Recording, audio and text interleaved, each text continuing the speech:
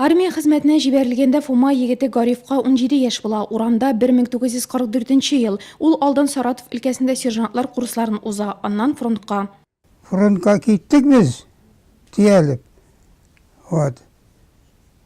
Фронтка барып җиткәнчә юлда, без юлда идек, сугыш туктады диделәр.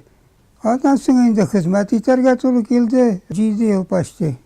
Бүген Бөек Ватан сугышы шаһитын район башлыгы Алмаз Әхмәтшин котлый. Ветеранга Россия Федерациясе, Татарстан Республикасы президентлары тәбрикләүләре, район җитәкчелеге бүләкләре тапшырыла.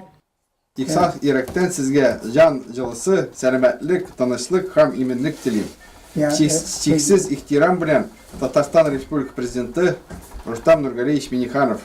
Бөек Ватан сугышы тарихына кереп калган Сталинград бәрелешендә Гариф Хәсәнов әтисен югалта, ил азатлыгы өчен башка туганнары да һәлак була. Шуңа да ул бөек җиңүне тормышындагы төп бәйрәм дип саный. Сугыш булмасын ул. Сугыш ул ничек әйтергә, ул бөтен яфага тартырга нәрсә знайсы. Вот.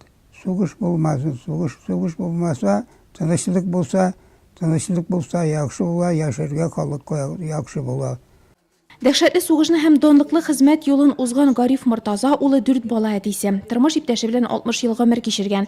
Бүген 5 анык, 10 аныкчык бабасы булып, кызы Роза тәрбиясендә гомер итә. Үсеп килүче буынга аның истәлекләре аеруча кадерле, чөнки ул Бөек Ватан сугышында катнашкан һәм бүгенге көндә исән 24 нурлатлының берсе.